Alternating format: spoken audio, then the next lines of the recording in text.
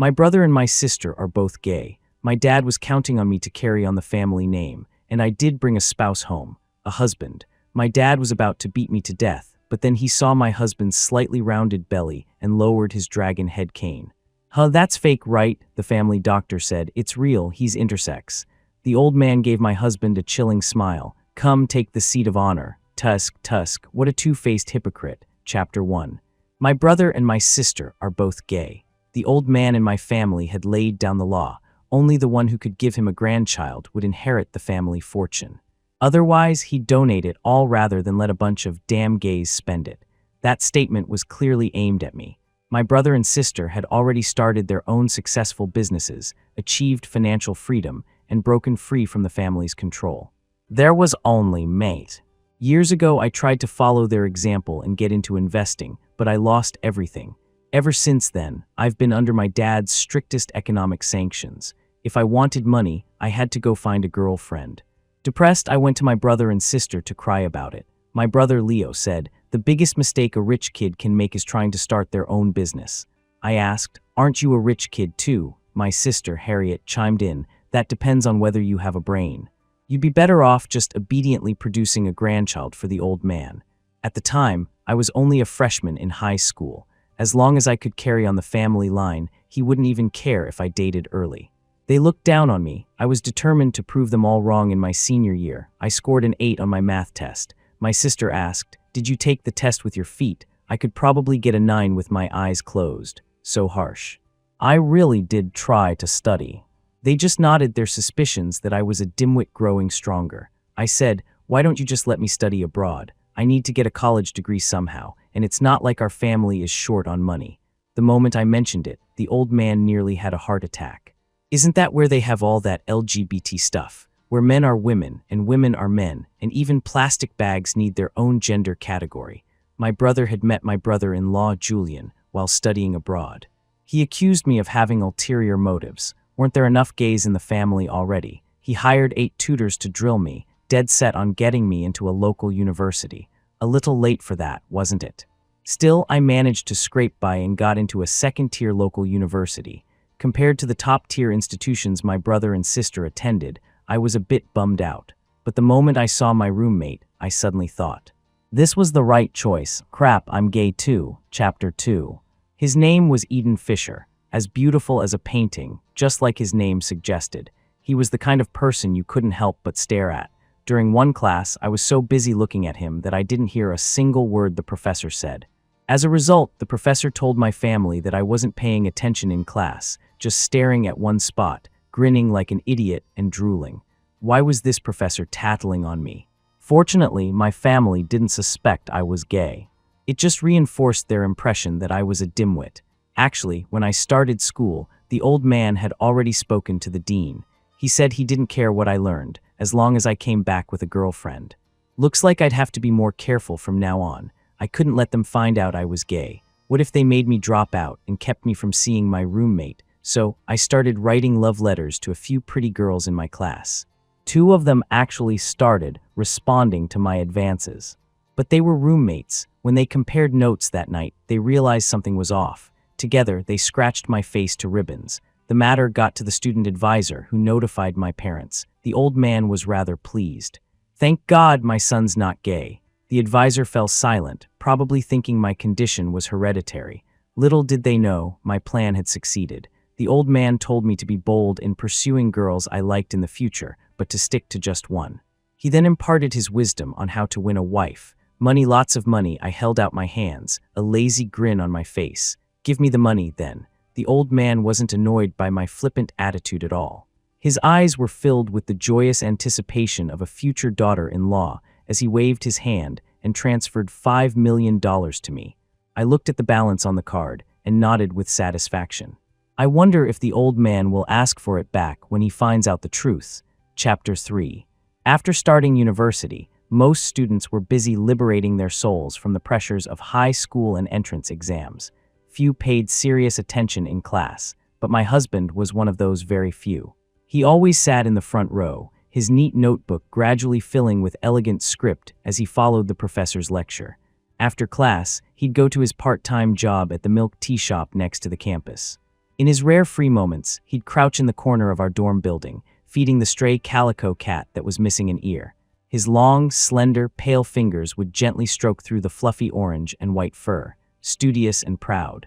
And his hands were gorgeous. There was just one problem. He thought the straight guy persona I'd painstakingly crafted to pursue him was a symptom of mental illness. He was so afraid I'd have an episode and hurt someone that he even asked our advisor to switch dorm rooms. The advisor told him that, based on his observations, I didn't seem to have any violent tendencies, so it was best not to switch rooms for now. After all, my dad had donated $20 million to renovate the school's athletic field because I was studying here. You can't just take someone's money and then turn around and say their son is mentally ill. It's just not polite. That was a close call. I almost got kicked out of the dorm by my own husband. I had to hurry up and get on his good side. He was sitting at his desk, memorizing vocabulary. I tried to make small talk. Did your parents name you Eden because of the story from the Bible? His hand, which had been writing, paused. His lashes fluttered, and he slowly turned his amber eyes to fix on me. My name is none of your business. If my presence bothers you, Your Highness, you can easily have me moved to another dorm, can't you? My heart clenched. I was just asking about his name. I didn't mean any harm. My roommate Mike shot me a look and pulled me out into the hallway. He quietly told me that my husband was an orphan and that it was best not to mention his parents in front of him, as it would upset him. On move-in day, parents were allowed to help students carry their luggage to the dorms and get everything settled. Every bunk was surrounded by 3 or 5 people, a chaotic and noisy scene. Only Eden sat alone on the edge of his bed, quietly watching the bustling crowd, a picture of cold solitude.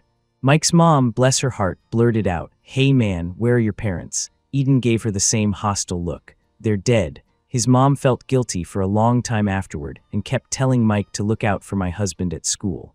Since then, their relationship had become the closest in our dorm. I glanced down at Mike. He had fluffy, curly hair and was about half a head shorter than me, maybe around 5'11". He wasn't exceptionally handsome, but his features were regular and well-proportioned, a decent-looking guy. Was this a rival? The words flew out of my mouth. Are you into guys or girls? He stared at me blankly for a moment, then clutched his chest defensively. Girls obviously don't think you can do whatever you want just because your family has money. I'm not the kind of person who sells his dignity for cash. Psycho. Chapter 4. I was running out of good ideas to get closer to my husband. Desperate, I had to call for outside help. And my brother Leo, a seasoned gay man, was the best person to ask. I dialed his number, but the first thing he said was, "Don't you dare date a man. The Preston family is counting on you to carry on the line." "Why?" I protested. "Because I'm your older brother. Focus on your studies and stay out of trouble, or you'll have me to answer to." I'm 15 years younger than Leo. When he and Julian were dating, I was still little and curious about how a man could love another man. He just said that true love knows no gender, and that I'd understand when I grew up. Now that I was grown up, he seemed to have forgotten how much our father had tormented him. I hung up and called my brother-in-law. "Julian, Leo's bullying me." As a kid, I didn't understand what true love was. I was just curious why my usually cold brother would pursue Julian. He couldn't stand my pestering and told me that it was Julian who fell for him at first sight, chasing him relentlessly, even shielding him without hesitation during a mugging abroad.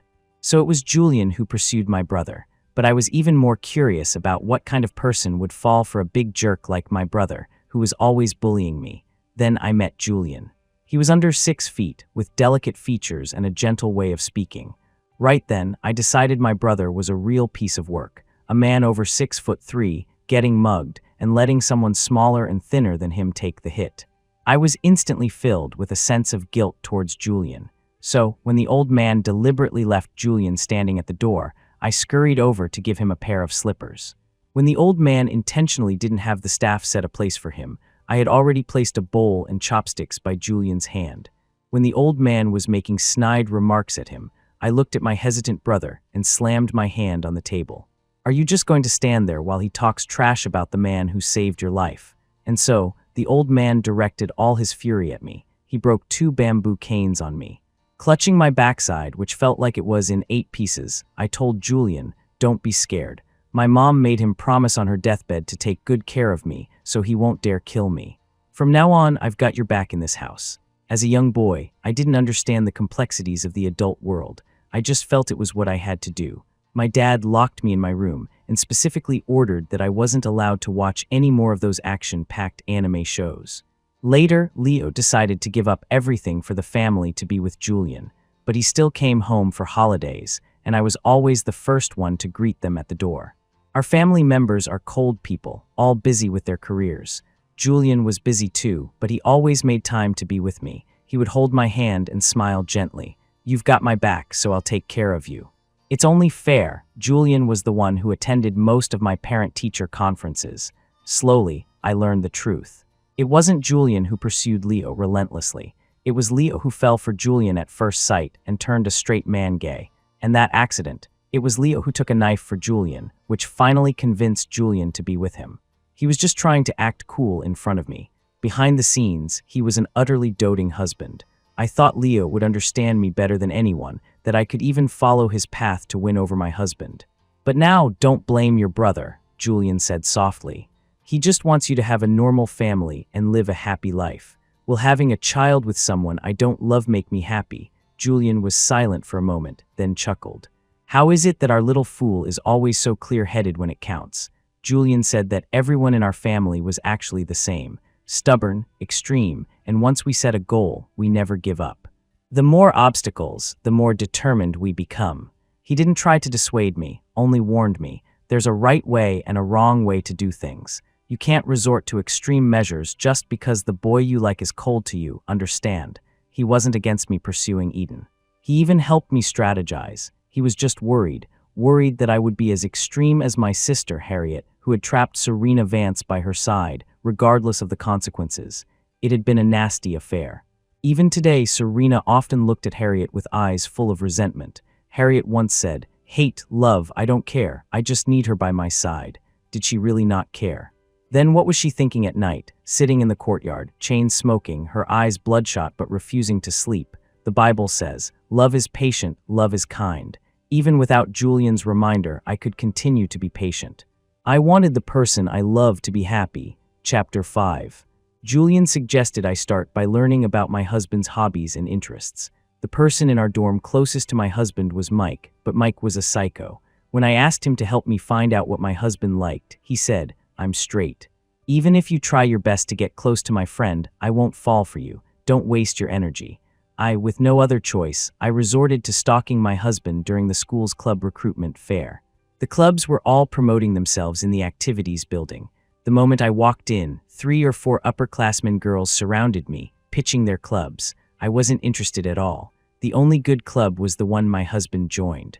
There were a lot of people at the event today. After finally pushing through the crowd, I realized my husband was gone. When I found him, he was standing in front of the photography club's poster. A man holding a camera was talking to him. The guy was tall and thin, with shoulder-length hair that gave him an artistic vibe. He casually flashed the Leica camera in his hand, talking about composition and color, showing off his past work. His gaze was sticky, hot, and unsettling. I knew exactly what he was doing. He liked my husband. He was fanning his big peacock tail, performing a mating dance. When I started school, my dad had told me to keep a low profile. But the moment I saw my husband, I threw my dad's advice out the window. Only one thought filled my mind: show off, show him my best side. My dad is Arthur Preston. You can look him up on Wikipedia. And then my husband rolled his crystal clear eyes at me and hadn't given me a pleasant look since. But now, faced with this guy's showing off, my husband just tilted his head and listened intently. "Hey, would you consider joining my club, or maybe being my model?" The desire in that guy's eyes was so intense it looked like he wanted to devour my husband on the spot. I can be a model, of course he could. While my husband wasn't super tall, his proportions were perfect. Flawless skin on top of superior bone structure, he was perfection. I had no idea how many secret pictures I'd taken of him on my phone. It was just that he didn't seem to care about his appearance. He got his hair cut at the $10 quick cut place by the school gate, a short buzz cut that made him look even younger than he was. He only had 2 sets of clothes to rotate. The oversized t-shirt he was wearing today had a collar that was stretched out from washing, a diamond in the rough. Of course, the man opened his photo album and held it up to my husband. "I took a picture of you just now when you were standing over there. You're very photogenic." The man used the excuse of showing my husband the photo to get extremely close to him. My husband was looking at the camera, but the man was staring intently at my husband. I was getting angry. What excuse could I find to pick a fight with him? I pondered. Luckily, my husband turned him down. No, thanks. I promised my roommate I'd go to the basketball club. Basketball club? Great, I'm good at that. I could finally shine in front of my husband, but that psycho Mike had to pop up again. Ryan, even if you join the same club as me, I'm not going to like you. I am not gay. I was only joining the basketball club for my husband. What the hell was he spouting in front of him now? I looked at my husband, feeling wronged, hoping he wouldn't believe Mike's crazy talk. My husband just glanced at me coolly, then turned away to practice dribbling, completely unconcerned. I felt even worse. Since we were new to the club, the captain organized a tryout match to see what level we freshmen were at. My husband had no basketball experience and sat on the sidelines as a spectator. I made sure to join the team playing against Mike. I was going to crush him. For my husband to see, when Mike had the ball, I guarded him relentlessly. When Mike was on defense, I broke through his line again and again. After a slam dunk, I even hung on the rim, looking down at Mike, who I had just knocked to the ground. I'm so cool, right? My husband must see me now, right? I landed, turned around, and sure enough, my husband was watching us with bright eyes, his hands resting obediently on his knees. Paired with his short hair, he looked like an elementary school student listening intently in class. So cute. I raised my right hand to him, signaling victory. The whistle blew, a charging foul.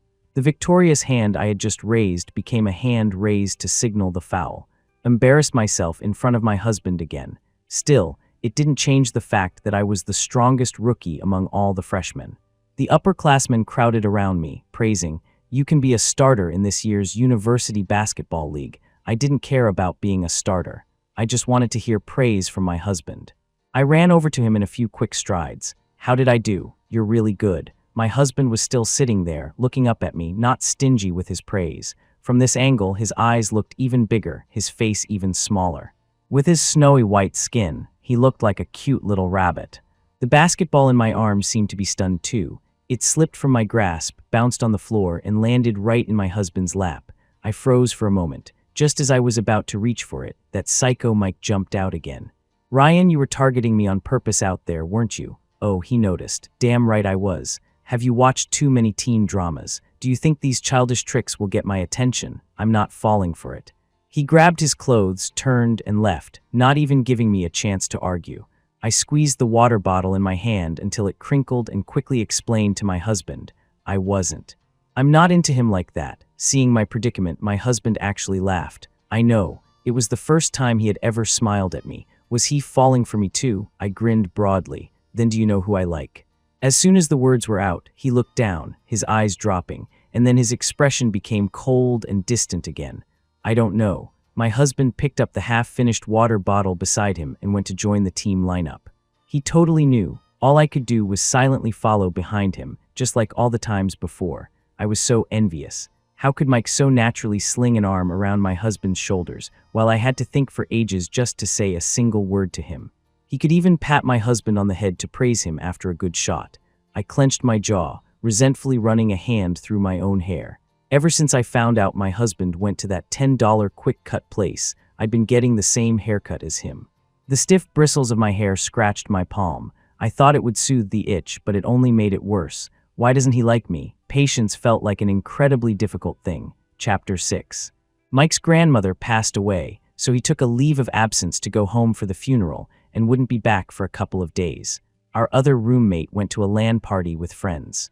Tonight, it was just me and Eden in the dorm room. I rubbed my hands together, a little nervous, but also secretly looking forward to our time alone. The minutes ticked by. It was almost curfew, and my husband still wasn't back. I looked out the window worriedly. The light drizzle was starting to turn into a heavier rain. I called him 3 or 4 times, but no one answered. I had no idea where he was. I grabbed an umbrella and was about to go look for him. Just as I reached the dorm room door, I saw him with that guy from the photography club. In the falling rain, they were huddled under a small umbrella. The guy had one hand holding the umbrella and the other wrapped around my husband's shoulder, seemingly just to keep him from getting wet. A vein throbbed in my forehead. I rushed out in an instant. I shoved him away. Who the hell let you touch him? we were about the same height, but I had been playing basketball and working out for years. Compared to his slender limbs, my bulging muscles were prominent. I was the clear victor, but our referee was biased. He sided with the coward who grabbed the umbrella and fled. He pulled back the arm I was about to swing and said to the guy, "You go back first. I'll call you when I've thought it over." Why, how am I not as good as him? Looks, family background, what is it? Is it just because he's better at taking pictures? He dragged me back to the dorm by my arm. The moment he shut the door, I couldn't help but scream. He had his back to me, organizing his rain-soaked backpack, completely ignoring my emotional breakdown. "Aren't you going to explain?" He sat down, looked at me, his expression flat. "Do I need to explain myself to you? Right. Technically, I was just his ordinary roommate. He didn't need to explain anything to me, but that's not how it worked. Hate, love, I don't care. I just need him by my side." I seemed to understand my sister's words. I reached up and locked the door. "Give me an explanation." I pushed him down onto the bed, pinning his chin to make him look at me. He rarely smiled and was even a bit cold, not just to me, but to everyone except Mike. At first, I thought Mike was a rival, a competitor, the one he liked. After careful observation, I realized it wasn't love, it was envy. When Mike was video chatting with his family, Eden would casually sit beside him. Whenever the camera accidentally panned to him, he would pretend to casually respond to Mike's mom's warmth. There wasn't much to say, just asking how his studies were going, if he was eating well, if his part-time job was too tiring. A person who didn't talk much would, at this moment, answer in great detail.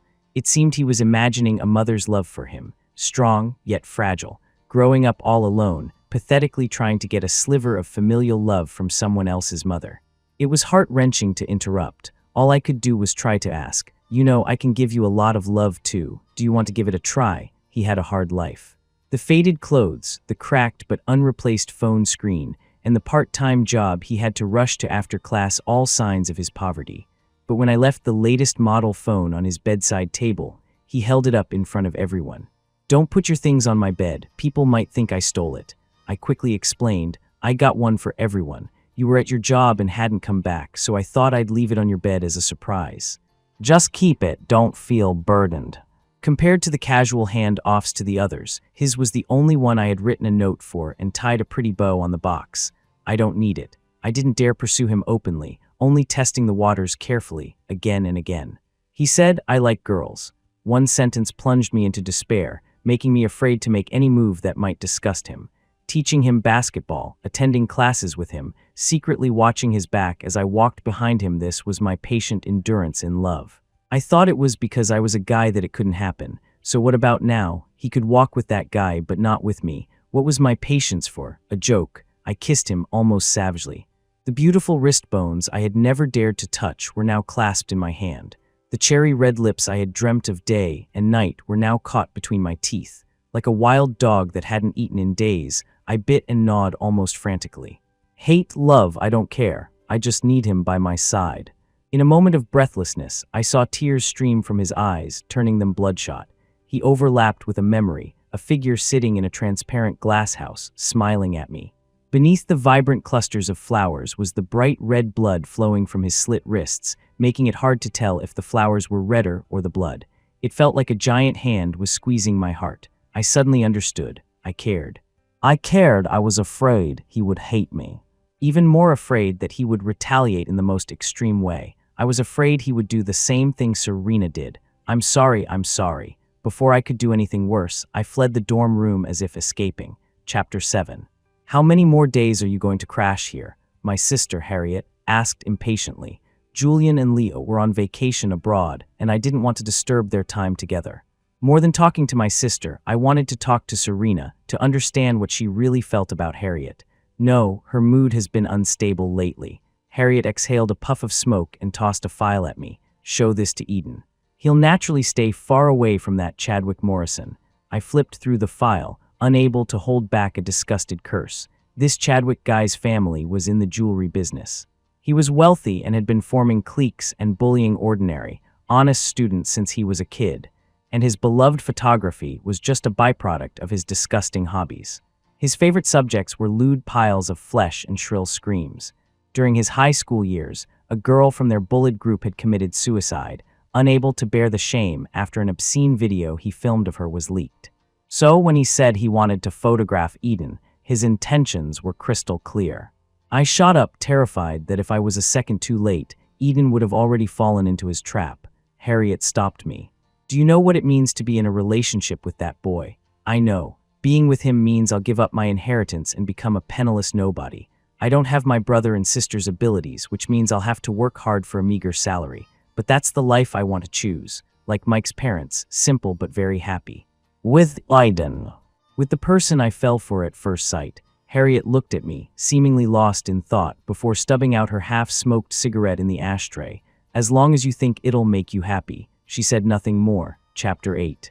When I returned to the dorm with the file, Eden was packing his bags. "Where are you going?" Eden looked up at me, seeming a bit surprised to see me. "Why are you back?" 1,000 thoughts raced through my mind. Was he still mad at me? Was he moving out because he didn't want to live with me anymore? Was he going to live alone or with Chadwick? "I'm planning to drop out," he said suddenly, pointing to my bedside table. "I know you've always looked out for me. I didn't think you'd be back, so I left a gift on your bed. I hope you don't mind."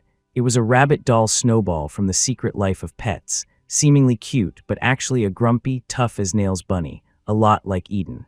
Harmless on the surface, but with a hidden temper. I didn't dare mock my husband to his face, so I just mumbled that Snowball was a really mean rabbit.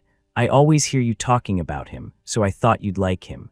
I bought it for you." My husband didn't understand my little quirks. He just looked at me with his big, innocent eyes. This rare moment of kindness was being spent on a farewell. I clutched the rabbit, refusing to let go, and grabbed his hand, also refusing to let go. I needed to know why he was leaving. It was raining yesterday, and I accidentally scratched someone's car parked on the side of the road. "The repairs will cost at least $200,000. I can't afford it." His voice was soft as he recounted an event that could change the course of his life so matter-of-factly. The owner wouldn't let me go, but Chadwick, the upperclassman, stepped in to help. He said he could pay the money for me, but what? "But I have to date him and be his nude model." My husband finished packing his few belongings. Honestly, I was tempted. But then I thought, if I really became his nude model, I probably couldn't stay at this school anymore. "It's better to just drop out and work to keep some dignity." "I'll pay the money for you," I said firmly. I placed the file in front of him. "He's not a good person. I can help you pay it back. What do you want in exchange?" He paused his packing and looked straight at me. His gaze was chilling. The words, "I want to be your boyfriend," were on the tip of my tongue, but they came out as, "to be your best friend." Chapter 9. Eden no longer refused my kindness. He would wear the clothes I bought him, use the phone I got for him, and his cafeteria tray was no longer just a sad pile of shredded potatoes, a hard-boiled egg, and a bowl of free seaweed soup. I naturally took over all his living expenses. He would often thank me with his eyes lowered, and in return, he would help me organize my notes and explain the concepts I had missed in class because I was too busy staring at him. That idiot Mike finally figured it out. "So the person you like is Eden. Why didn't you say so earlier? You scared the hell out of me." "Don't talk nonsense. We're just good friends," I said sternly, worried that the news of me liking a guy would get back to the old man. Eden lowered his gaze, his long, slender fingers curling slightly, clutching the hem of his shirt. "Let's go. We have a class dinner today. We don't want to be late." His voice held a hint of disappointment I couldn't place. As if in a sulk, he didn't say a word to me the whole way there. I gently nudged his waist with my elbow. He didn't respond, as if he hadn't felt a thing. He even deliberately sat across from me before the meal started. For this gathering, the class president had specifically found a round table that could seat 30 people. He was proudly showing off how great this large private room he'd found was, but I just wanted to shut his blabbering mouth. Why find such a big room? With everyone watching, it was hard for me to even cross the crowd to sit next to my husband. I had been taking good care of my husband. His buzz cut had grown out and was now styled into fluffy curls. He wore a light blue shirt under a loose white sweater, looking like a prince from an anime. With just a little effort, he was prettier than any of the girls in our class, devastatingly innocent. This transformation was hard for others to ignore. Lately, I had been fending off both men and women, simultaneously regretting making my husband look too good and too attractive, while also feeling that he was born to have the best of everything and look beautiful. As I was stewing in my frustration, the girl sitting next to my husband reached out and pinched his cheek. Eden, you're so cute. Wow, you're so adorable. I can't help but want you to be my wife. What do you think? This girl was always calling this person or that person her wife in class, saying it was a term of endearment among girls. Now she was calling Eden her wife too. Is he your wife? What gives you the right? But my husband didn't like being touched. He would surely brush her hand away and give her a cold look, just like he used to do with me. As I was about to enjoy the sight of the girl's dejected face after being rejected, my husband smiled sweetly. Okay, he raised his glass and clinked it against hers. My husband never drinks alcohol glass after glass. He and the girl traded toasts. His cheeks flushed red, and his smile was as enchanting as a siren's. I couldn't take it anymore. I was about to explode. I followed my husband when he went to the restroom, grabbed him by the waist, and dragged him into a taxi home. After Julian confirmed I had been accepted to a university, he bought me an apartment nearby. I knew that once I was with my husband, the old man would kick me out, so I had started working part-time with him to get used to a life of self-reliance. After work, we would come to the apartment, curl up on the sofa to watch TV, cook, and complain about the weird people we met, then rush back just before the dorm curfew. I called this place home, our home. He was unusually quiet in the car, leaning against me without a word. I thought he was asleep. It was only when I carried him up and put him on the bed that I realized his eyes were wide open, staring at me. You did that on purpose. Even as dense as I am, I knew he was messing with me. I pounced on him and started tickling him. He was extremely ticklish. He writhed, trying to escape. My tickling hands gradually changed their purpose, stroking his slender waist and the rise and fall of his chest. I leaned close to his ear, my lips gently brushing his earlobe. You've fallen for me too, haven't you? I have a secret to tell you. The smell of alcohol on his breath toyed with my nerves. Without a second thought, I swallowed the secret he was about to reveal. I wanted this. I'd wanted it for a long time, but I was afraid that all his feelings for me were just gratitude because I'd paid off his debt. I wanted him to love me too. Inch by inch, I traced every contour of his skin. It wasn't until I unbuckled his belt that I saw his secret. I looked up and met his cool smile. If you think it's too weird, you don't have to. Did he think I would be disgusted? I had certainly never seen a person with two sets of reproductive organs. He thought this would be a reason for me not to love him. I held him tighter. You fool, I love you. I'll never leave you. And if I become a poor nobody one day, you can't leave me either. He didn't answer. He just wrapped his arm around the back of my neck and kissed me. I'll take that as a yes. Chapter 10. I wanted to confess to the old man. My sister stopped me. The old man just had heart bypass surgery. Let him recover a bit more. Besides that kid, Eden, you two need to spend more time getting to know each other. What's there to know? You have no idea how perfect we are for each other. I rubbed my hands together, my ears turning red as I remembered my husband beneath me. I wanted to go see him again. My sister rolled her eyes, not wanting to deal with me anymore. You good for nothing, have some self-control. Today was the old man's birthday. A lot of people had come to celebrate, so it really wasn't a good time to confess. I hid in a corner, afraid the old man would grab me and start asking questions. Whenever I came home, he'd ask if I had a girlfriend yet and what I was doing at school. I just mumbled about how hard my studies were, how tiring my part-time job was, but that I liked the atmosphere at school. The pressure of lying was immense. I wanted to hide. But the old man insisted on dragging me out, having someone call me over to introduce me to a girl by his side. Her name is Wenwen, Uncle Pan's daughter. She used to live with her mother in their hometown, but just got into a university here this year. You two are about the same age. You should have a lot to talk about. My mind raced. That Uncle Pan had been married 4 times, right? Which wife's daughter was this? His business hadn't been doing well these past few years. Was he using his ex-wife's child to latch onto a bigger tree? Shameless. He was so eager to marry into our family. I'd already met his other daughter. She was smoking, wearing makeup, and clubbing back in high school. She acted one way in front of the old man and another way in private. It was only after I showed the old man a video of her partying that he reluctantly gave up. That one didn't work, so now he's trying a more innocent-looking one. I already had a husband. I just nodded perfunctorily. The old man was already raising his dragon head cane. Take your little sister for a walk in the garden, or I'll break your legs. So crude. Pan Wen and I walked one after the other on the cobblestone path in the garden. She seemed unaccustomed to high heels and struggled even more on the path. I pointed ahead. If your feet hurt, you can go sit in the pavilion. Mr. Preston, what's your major? Her voice was as quiet as a mosquito's buzz, and her fingers kept picking at the rhinestones on her dress. She was probably forced into this by her dad, too. You don't have to make small talk with me. I already have someone I like. Let's just put on an act, and we can go back when the time is up. Pan Wen let out a sigh of relief and smiled as if she'd been granted amnesty. Chapter 11. After returning to school, I asked about the old man's health almost every day. He just thought my part-time job was a good thing, that I was finally learning how hard it is to earn money and was starting to appreciate my parents. I counted the days. I had to tell him before the holidays. I didn't want to leave my husband alone in the apartment, all by himself, so pitiful. While I was handing out flyers at the mall, a weight landed on my back. It was Pan Kyan. She had jumped on me, her arms wrapped around my neck, half her body weight pressing down on me. Long time no see. I heard you went on a blind date with my sister last week. What, you don't like me? You prefer her type? Why was she always so out of line? I angrily shrugged her off. As I looked up, I saw my husband standing just behind and to the side, watching us coldly.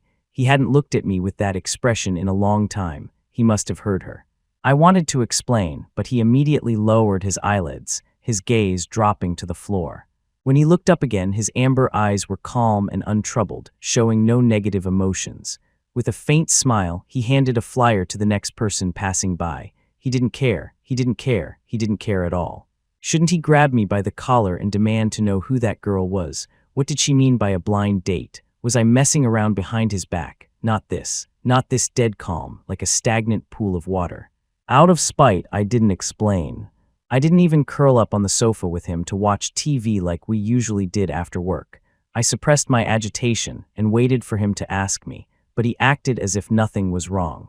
He curled up alone on the sofa, wrapped in a blanket, fiddling with the remote, and turned on the travel show he always followed. It was as if his life would proceed smoothly and regularly, with or without me. He didn't love me. Once that thought appeared, it was like a seed that took root and sprouted at an alarming rate. In just a few seconds, it grew into a dense thicket. It made me feel wronged. Why didn't you ask me who that girl at the mall was today? Why should I? Why? Because you love me, of course. Because seeing someone else being close to me should make you angry, jealous, and sad, just like me. But how could I be the one to say that? I grabbed my jacket and turned towards the door. You don't care about me at all. I slammed the door deliberately hard to express my anger. I walked slowly, dawdling my way downstairs, kicking stones in front of the building entrance. I thought to myself, I'm not a petty person. If my husband just comes down, I won't be angry anymore. I'll go home with him obediently. The elevator came down several times. Not one of them was my husband. I stood outside, looking up at the familiar, brightly lit window on the 15th floor. I lowered my standards. If he just looked out the window to check on me, I'd go home. But he didn't. If he had never scratched that sports car, would we have never gotten together? He wouldn't have taken a step towards me. Dejected, I started walking away. I followed the edge of the curb, walking on and on. I walked aimlessly for 3 or 4 miles and then squatted by the side of the road. Was I even in the right? The mall was so crowded. My husband has always been an introverted person. How could he have made a scene and argued with me in front of everyone? All this time, I was waiting for him to ask me, making no effort to explain. When we got home, not only did I not take the initiative to clear things up, but I also threw a tantrum and slammed the door. From any angle, it looked like I was lashing out in anger after being caught in the act. I slapped myself hard across the face. What the hell was I doing? I turned and ran back home at full speed.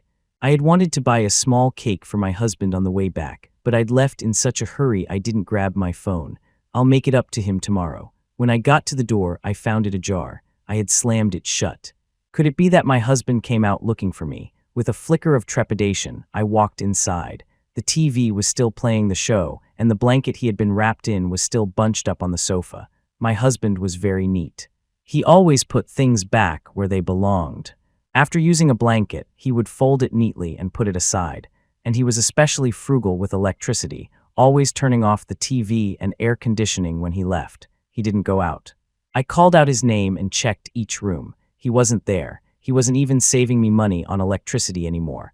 My husband was really done with me. I frantically looked for my phone to contact him. The screen showed several missed calls from my sister. She had left me a message. The old man found out. He sent people to get eaten. The heart that had been in my throat dropped back into place. Thank God, it wasn't my husband leaving me. I was planning to tell the old man anyway. I touched the blanket my husband had left on the sofa. It was still warm. I quickly went downstairs, got in my car, and prepared to follow them. I could use this opportunity to make things clear with the old man, and I had to remember to apologize to my husband. Chapter 12. Heading west, the skyscrapers grew distant. This wasn't the way back to my house. I couldn't find him that rainy night, so I had put a GPS tracker in the new phone I gave him.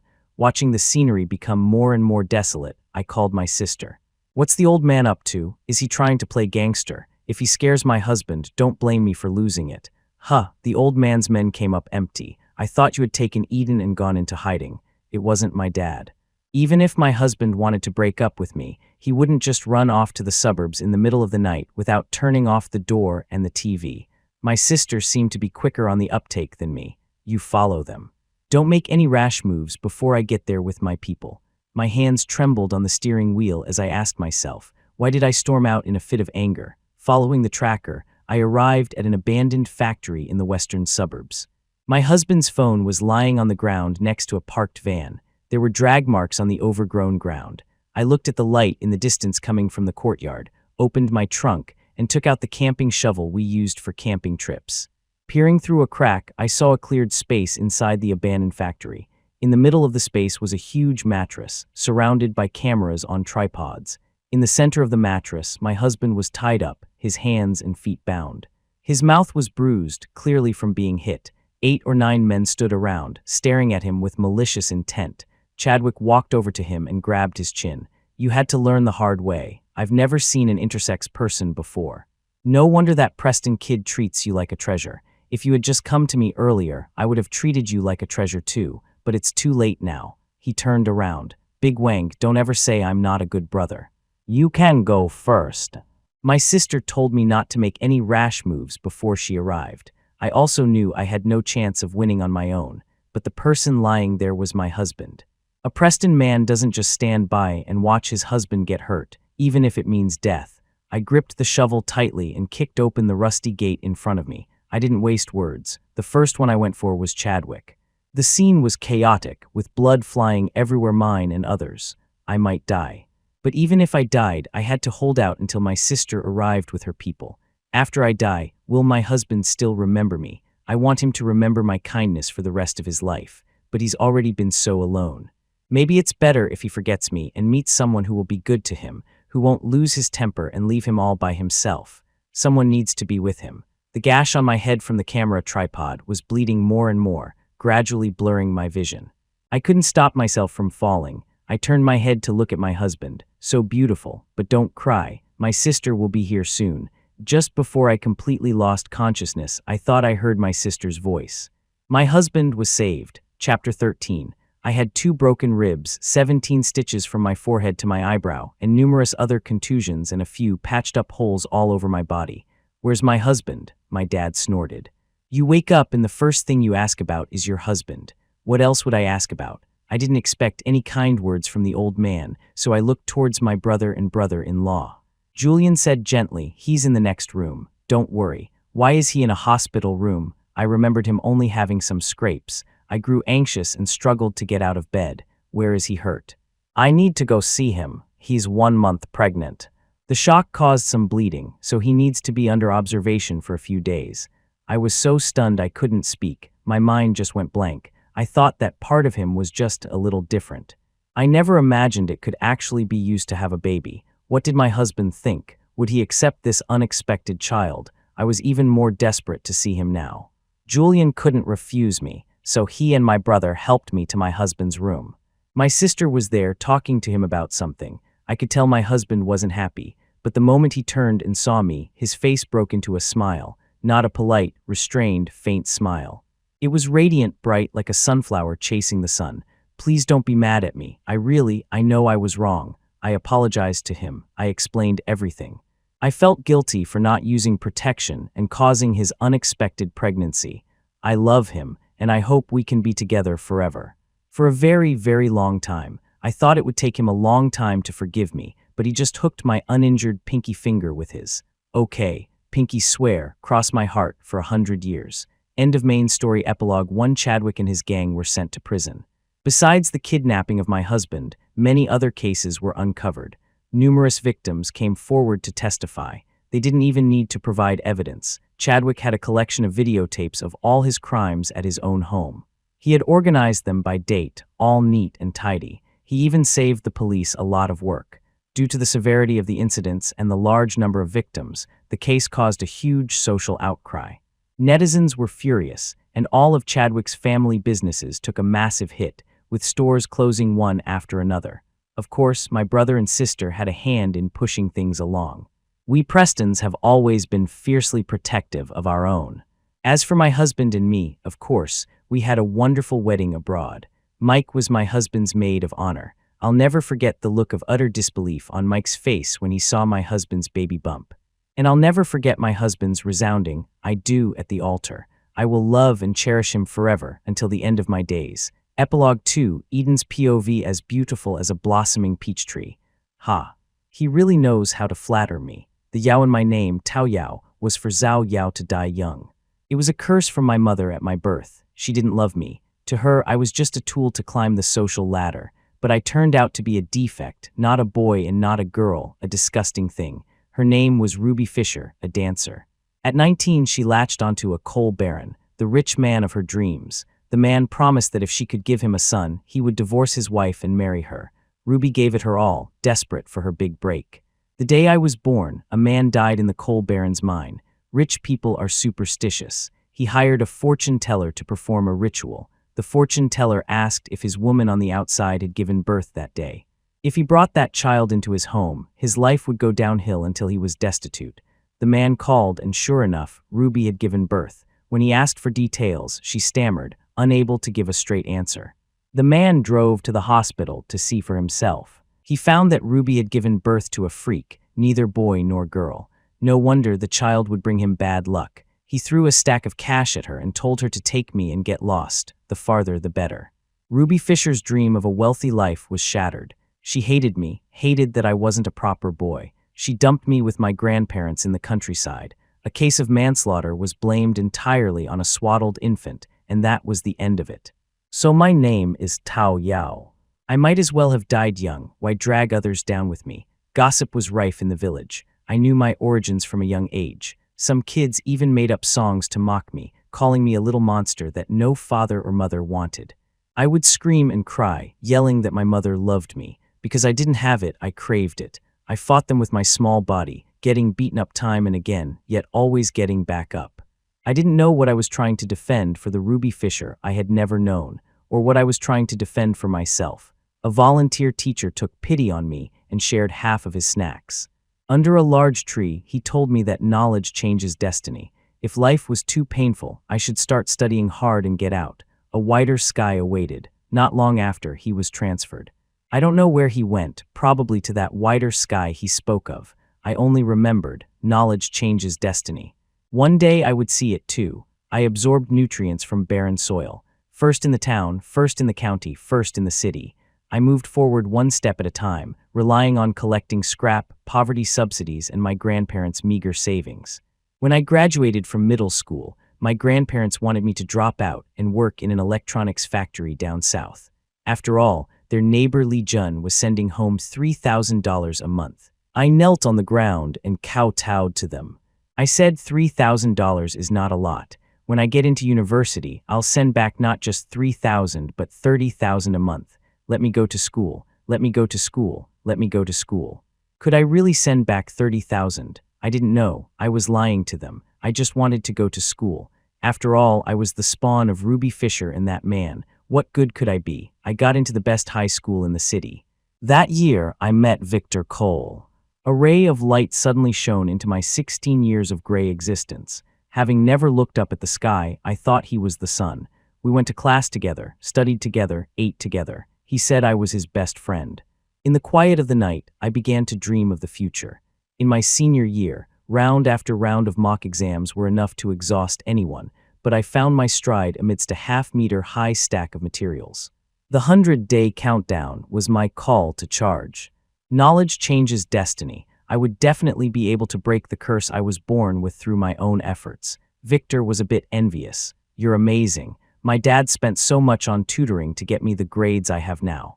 Unlike you can get first place so easily. I spread the mock exam math paper in front of him, ready to explain the difficult problem he couldn't solve.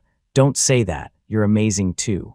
If we just hold on a little longer, maybe we can even get into the same university. I wanted to be with Victor forever. A strange smile appeared on Victor's face as he put the paper I had laid out into his backpack. Let's go to my house to study. Spacious, bright, and clean, a stark contrast to my grandparents' cramped and dingy house. I was always grateful, thankful that someone like Victor was willing to be my friend. I ate the fruit platter the maid had prepared. It was sweet.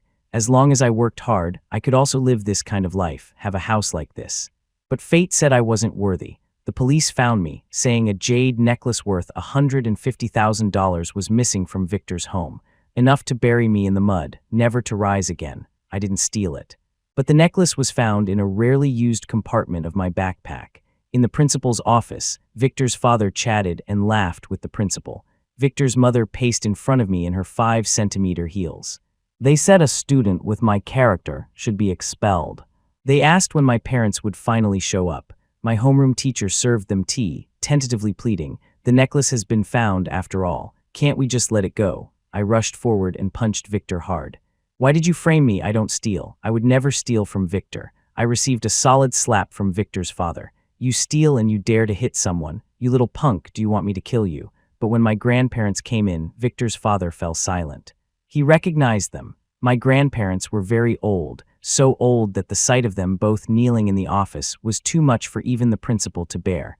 I had so much potential to get into a top university. What should I do? Probably bend my spine, soften my knees, and kneel before Victor to admit my mistake.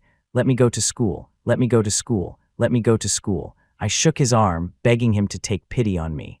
Perhaps my cries were too heart-wrenching, piercing Victor's conscience. He said, "I think it was me. I might have accidentally put the necklace in his bag when I was putting my books away. I wasn't wrong. I just understood the situation. I hated Victor. Why did he do this to me?" As I was leaving that day, I saw his father slap him at the end of the hallway. After that day, both my and Victor's grades started to decline. I was branded a thief and pointed at by everyone. What about him? Why did his grades drop? A girl who suddenly appeared by his side answered my question. Back then, Ruby Fisher, pregnant, had verbally abused and harassed the man's wife. My mom was pregnant too back then, she just didn't know it. If it weren't for your mom, my mom's health wouldn't have been ruined by the miscarriage, and my little brother would have been born and standing here today, and Victor called that woman his aunt. These rich people had all the time and energy to trap their opponents. Ruby Fisher was no match for his mother, and I was no match for Victor. The initial approach was a carefully crafted trap. The butcher just had a moment of weakness before bringing down the knife. Should I hate him or be grateful? A light rain began to fall from the sky, as gloomy and uncertain as my life. If only Ruby Fisher had never given birth to me. With my homeroom teacher's hopes on me, I only managed to get into a very average university. I no longer had the courage to stay another year and fight against the malice coming from all directions. I would have died. I met Ryan Preston, a rich kid, tall, handsome, born with a silver spoon and rightfully loved. Even when he acted crazy at school, the teachers didn't dare say a word. Annoying, disgusting. Just because I was born in the mud, did that mean I was destined to be trampled on? I was resentful, yet helpless. I hated rich people, yet he was exceptionally attentive to me. But I knew the price of candy was too high for a poor person like me to pay. I looked at the world from a humble perspective, like a microbe struggling in a sea of suffering. I peeked at the light of this world, at the lives of Mike and his parents. That was the sugar I didn't have to pay for. I often wondered if I had parents like that, a brother like that, what kind of life would I have? But there are no ifs in this world. A person born under a curse should be alone. Ryan said he didn't have a mother either. She passed away when he was very young, and no one really looked after him. Later, his brother married Julian. A sister-in-law is like a mother, especially since Julian was 18 years older, old enough to be his parent. He told me animatedly that I would definitely like Julian when I met him. Ridiculous. Why would I want to meet him? Until a strikingly handsome young man in a light brown suit sat down in front of me. "Hello, my name is Julian Sinclair. I'd like to talk to you." I was a little surprised. When I heard the name from Ryan, I had assumed it was a gentle and intellectual woman. No wonder he was so attentive to me. A family of perverts. Julian's smile was warm, but his words were like a sharp knife, dissecting my life from childhood, stripping me bare to the bone. He left me bleeding and raw. I looked at his well-fitting suit, the expensive watch on his wrist when he raised his hand, and his scrutinizing gaze. It was like being back on trial by Victor's family, curled up in a corner, telling myself I was just a poor person with no dignity. My stomach churned with acid. I felt nauseous. I don't mean to offend, but Ryan is the kind of kid who makes people worry. I hope he can find a partner with a suitable personality to spend his life with.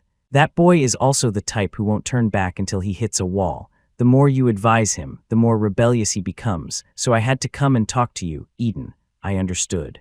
Ryan was their treasure, and I was just a weed on the side of the road that could be trampled on at will. He thought I was used to this kind of situation. He took out a check for $1 million, telling me it was more than enough to cover my tuition. I could use it to do things I liked, so I wouldn't have to live in such hardship.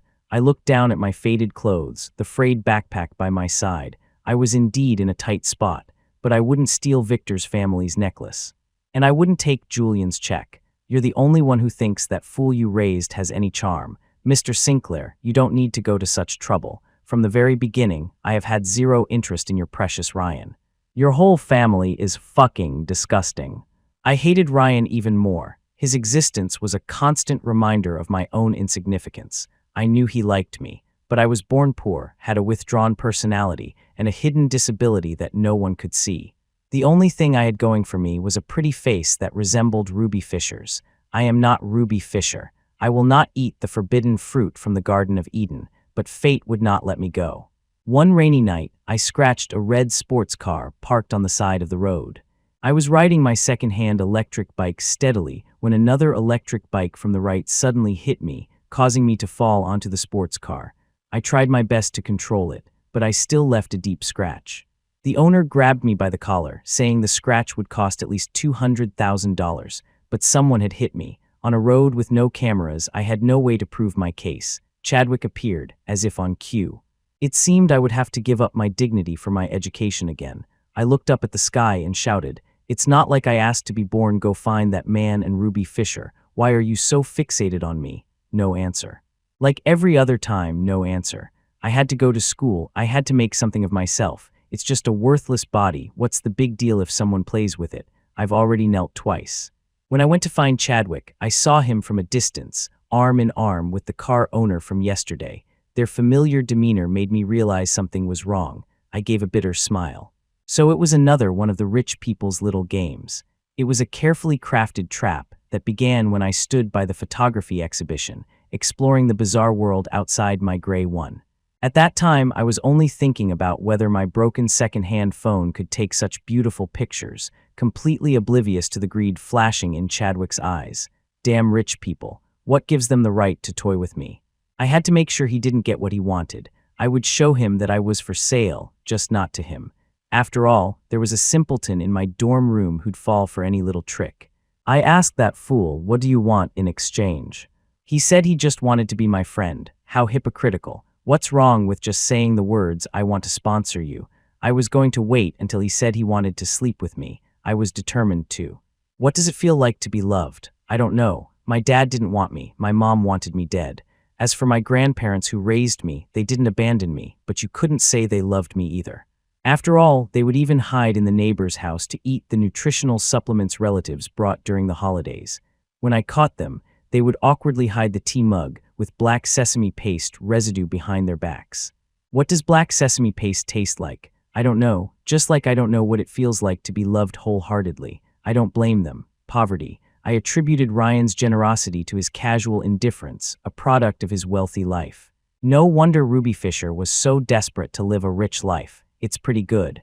Ryan was the serpent, tempting me to eat the forbidden fruit of Eden. I enjoyed Ryan's constant pursuit, but he said we were just good friends. Unsatisfying. I don't know why, but I was very dissatisfied with Ryan's answer.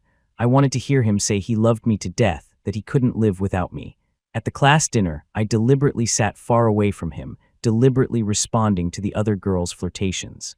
I opened my eyes wide, hoping he would say he loved me, and I secretly anticipated his reaction when he saw my strange body: disgust, curiosity, or something else. Anyway, Tao Yao is a weed on the side of the road. Anyone can step on him. But he said, "You fool, I love you, I'll never leave you." Men say the sweetest things in bed. Is this how Ruby Fisher was coaxed? My parents don't want me. Who are you to say you'll never leave me? Forget it. Let's just have sex. Stop with the sweet talk.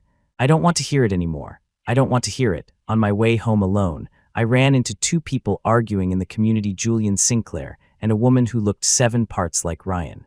From their conversation, I knew it was Ryan's sister, Harriet. Don't you know that Tao Yao is the deformed child of a dancer, and he stole from a classmate's house in high school? How can someone like that be with Ryan? Ryan likes him. That's because he's naive and can't tell good from bad. I've met that Tao Yao before. I offered him money and he refused, but then he secretly gets involved with Ryan. He clearly has other motives, ulterior motives. If that day ever comes, I'll clean up the mess for Ryan. You don't need to worry about it. No, I can't just watch Ryan get hurt. I'm going to talk to that Tao Yao and make him name his price. Rich people are so arrogant. I stepped out of the shadows. You two don't need to worry. There was a small accident a while ago, and Ryan helped me pay for it. We're in a patronage relationship right now. When he gets tired of this body of mine, I'll get lost. It would be as easy for you to crush me as it is to crush an ant. Don't worry, I wouldn't dare step out of line. I didn't look at their ashen faces as I walked back to that home, step by step. Ryan and I have no future.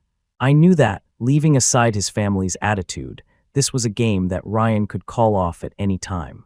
Just like that man could throw a stack of cash at Ruby Fisher and tell her to get as far away as possible.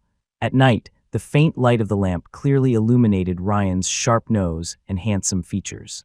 I lay on my side, watching him, unable to resist tracing his features with my finger.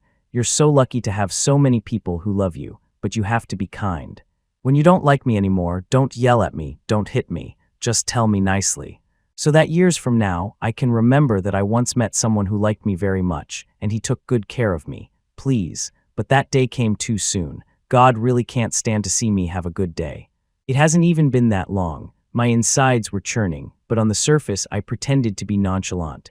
I told myself not to look too pathetic. The sound of Ryan slamming the door was deafening. Tears couldn't help but fall. Should I go and try to stop him? Or maybe learn some new moves to make him stay a little longer? Tao Yao, are you going to be like Ruby Fisher, kneeling before those rich people and selling yourself? I slapped myself hard across the face, the salty taste of blood filling my mouth. Don't you dare. An unfamiliar number called. I answered. She said, "It's your mom, Ruby Fisher." She was waiting for me in the underground garage and wanted me to come down. How was she here? I didn't have time to react.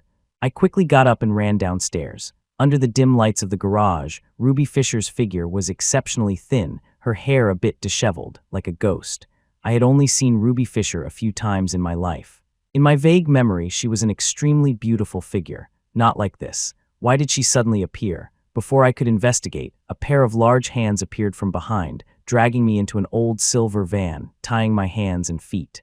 Chadwick was smiling. He said, "I ran into your mom at school when she came looking for you. She's in debt and wants you to help her pay it off. I was free, so I treated your auntie to a meal. Auntie told me a lot of interesting things, like you're an intersex person." He ran his hand down my stomach. "Your mom sold you to me. I need to inspect the goods." He groped me freely. The moment his fingers pushed inside, he smiled with satisfaction. It's real. He sucked on his fingers and laughed out loud. Brothers, we're in for a treat today. That's right. Tao Yao's life was supposed to be this rotten. He nibbled on my ear. God knows how long I've been thinking about you. If I hadn't promised to let Big Wang go first this time, I would have taken you right now.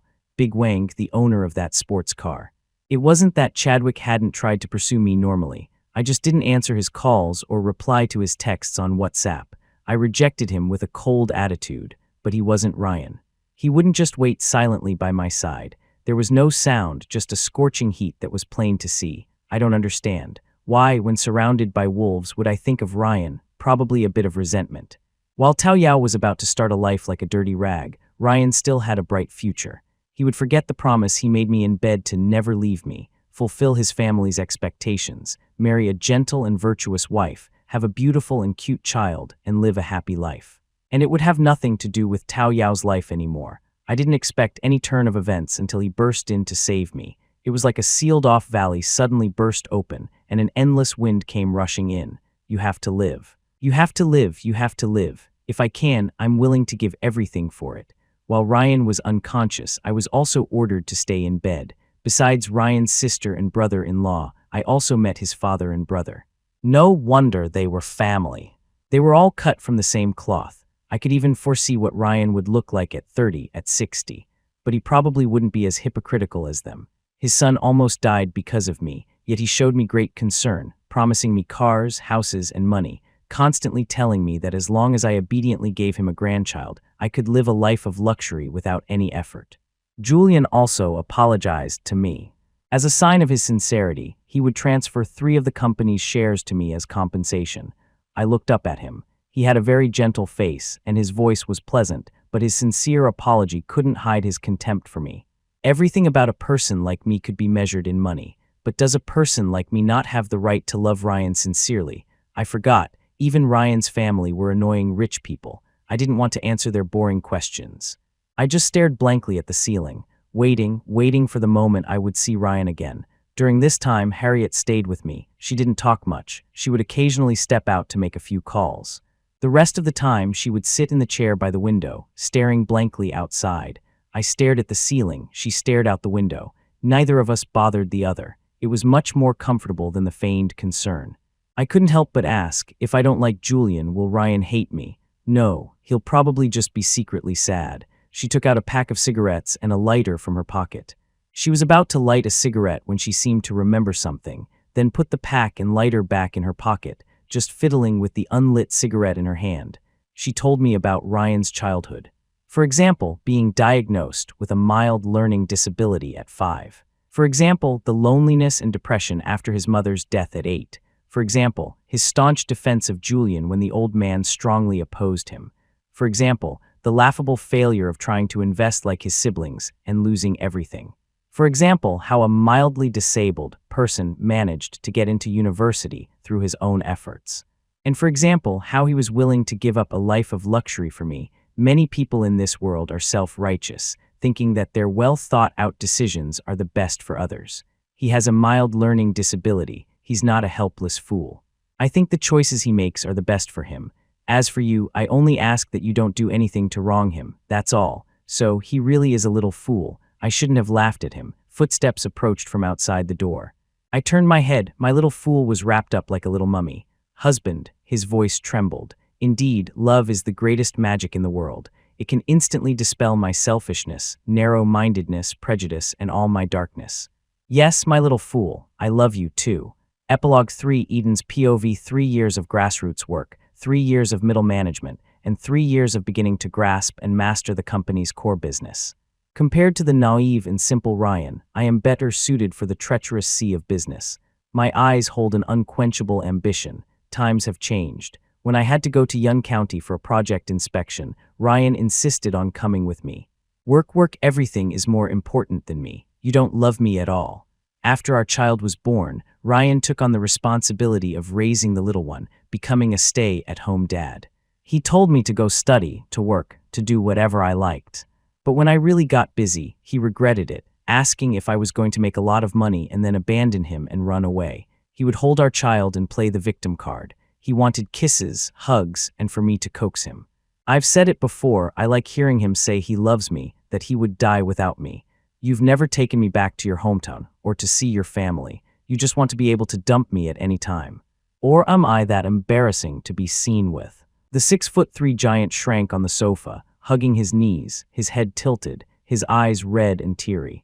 In the 12 years we've been together, besides taking care of our child, he has spent all his time working out. His body is covered in bulging muscles. Although he's gotten older, he's even more attractive than when he was 18 or 19. Handsome. I pulled Ryan's fluffy head into my arms, my fingers running through his short, stiff hair. The hard bristles scratched my palm, making my heart itch even more. I'll take you, I coaxed. Yun County was my hometown. For so many years, besides the $30,000 I sent every month without fail and covering my grandparents' medical expenses, I haven't had much contact with those relatives. They had cursed me on the phone for being cold-hearted and ungrateful. My grandparents wanted to get more out of me. They started to apply moral pressure. But I was just a potential stock they had invested in. Hadn't we already agreed on the rate of return? After Victor framed me, I thought my grandparents' kneeling was for me. It turned out they recognized Victor's father. When that man was young, he was a real troublemaker.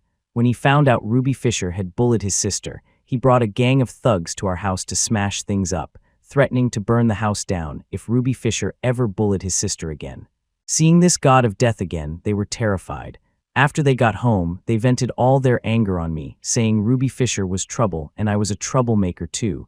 They slapped me across the face repeatedly. It was my fault, I admit it. But for them to ask for more after I had kept my promise was their fault. I never mentioned this to Ryan. I didn't want to tell him that besides him, no one wanted me. Instead, it became his obsession. Before we left, he proudly showed off to our son. I'm going on a romantic getaway with your mom. After arriving in Yun County, he looked at the dozen bodyguards behind us and sulked. Why did you bring so many people?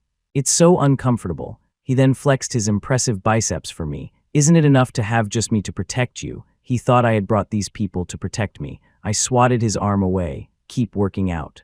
You're not strong enough. It was, after all, a grand homecoming. A continuous banquet was laid out at home, and many unknown relatives came to greet us.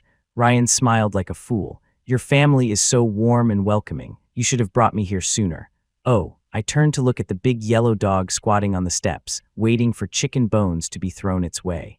Slowly it merged with a small figure. The child's hair was messy, and their clothes were ill-fitting, probably someone's hand-me-downs.